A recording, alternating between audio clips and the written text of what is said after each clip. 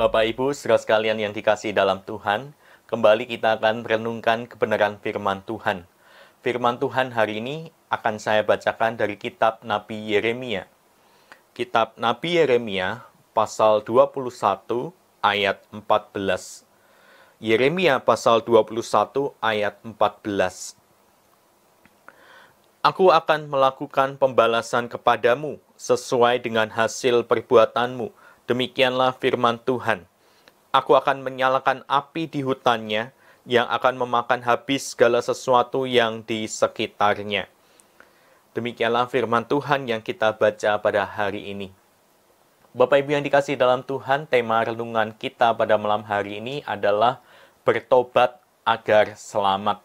Bapak Ibu yang dikasihi dalam Tuhan, di dalam kitab Nabi Yeremia pasal 21 yang kita baca ini, di dalam ayat yang ke-11 sampai 14, itu merupakan nubuatan melawan Raja Yehuda.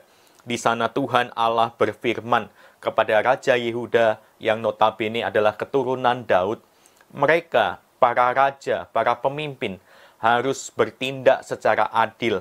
Mereka harus melakukan kebenaran sesuai dengan kehendak Tuhan, keadilan sesuai dengan kehendak Tuhan.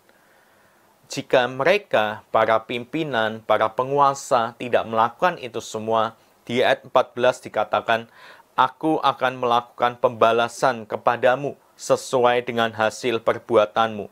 Demikianlah firman Tuhan. Aku akan menyalakan api di hutannya yang akan memakan habis segala sesuatu yang di sekitarnya. Bapak Ibu yang dikasihi dalam Tuhan, di dalam kitab Nabi Yesaya pasal 59 ayat 1-2, Yesaya berkata bahwa sebenarnya bukan tangan Tuhan kurang panjang atau telinganya kurang mendengar sehingga ia tidak menyelamatkan umatnya, melainkan karena dosa-dosa umat yang membuat Tuhan tidak mau menolong mereka. Dengan kata lain, Tuhan sebenarnya sangat mengasihi umatnya. Ia tidak ingin membinasakan umatnya. Namun masalahnya, umat sendiri yang selalu mengeraskan hati, tidak mau bertobat. Di sini kalau kita membaca di 2 perikop yang lalu, Sedekia mengirimkan 2 orang utusannya untuk meminta pertolongan Tuhan melalui Yeremia. Tetapi Yeremia justru membalasnya dengan ucapan atau janji penghukuman ini. Di bagian ini, Tuhan menyuruh Nabi Yeremia untuk pergi ke istana raja untuk mewartakan kabar buruk bahwa Tuhan akan menghukum mereka. Namun sekali lagi, Tuhan masih memberikan kesempatan bagi mereka untuk bertobat. Apa yang harus mereka lakukan, para pimpinan itu?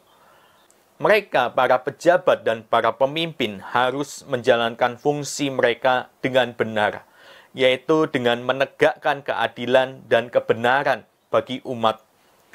Bila mereka mau sungguh-sungguh menjalankan apa yang benar, sesuai dengan pertobatan yang mereka lakukan, maka hukuman Tuhan akan batal dilakukan. Sebaliknya, tahta Daud akan diperpanjang, diperluas. Namun yang jadi kenyataan adalah bahwa mereka itu tidak mau bertobat, sehingga akhirnya menyebabkan penghukuman dari Tuhan itu tidak terelakkan dan tidak akan dibatalkan.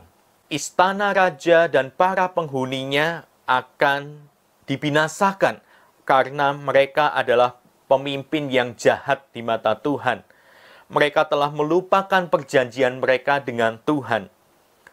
Oleh sebab itu, Bapak Ibu, Yeremia disuruh oleh Tuhan untuk memberitahukan kepada umat agar tidak menangisi raja mereka, ketika raja mereka pada akhirnya akan menerima hukuman dari Tuhan.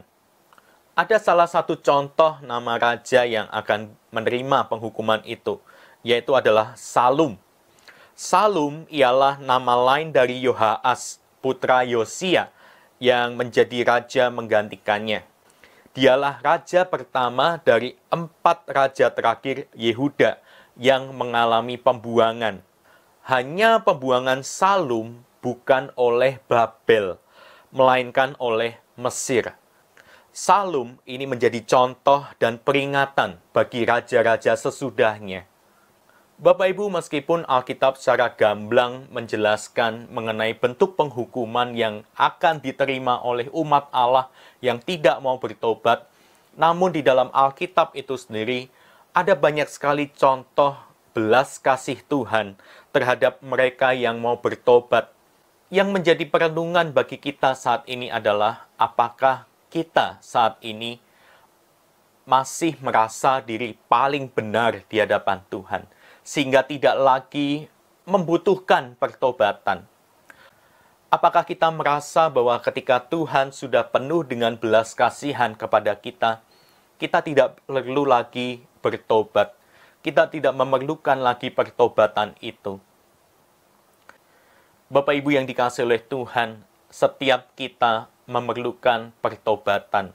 Setiap kita perlu berbalik kepada Tuhan, mengakui setiap dosa dan salah kita. Setiap kita memerlukan Tuhan. Setiap kita memerlukan belas kasihan dari Tuhan. Bapak Ibu, semoga di antara kita tidak ada yang mengeraskan hati di hadapan Tuhan. Ketika Tuhan ingin supaya kita berbalik kepadanya, ketika Tuhan sudah menegur kita, memperingatkan kita, semoga kita tidak mengeraskan hati kita. Semoga kita mau berbalik kepada Tuhan dan bertobat kembali kepadanya. Kiranya Tuhan menolong kita untuk kita boleh mengalami kasih Tuhan sepanjang hari, sepanjang waktu, dan boleh menerima belas kasihan dari Tuhan sendiri. Amin. Mari kita bersatu dalam doa. Tuhan, Allah Bapa kami yang bertata dalam kerajaan surga yang mulia, kami bersyukur ya Tuhan untuk kebenaran firman Tuhan pada hari ini, yang boleh kembali mengingatkan kami ketika Tuhan sudah menegur kami, memperingatkan kami, biarlah kami boleh berbalik lagi ke hadapan Tuhan, kami boleh bertobat, agar kami dapat selamat dan kami boleh dilayakkan di hadapan Tuhan. Terima kasih ya Tuhan. Tolong kami ya Tuhan, apabila kami merasa diri kami paling benar, tidak memerlukan pertobatan, ampunilah kami.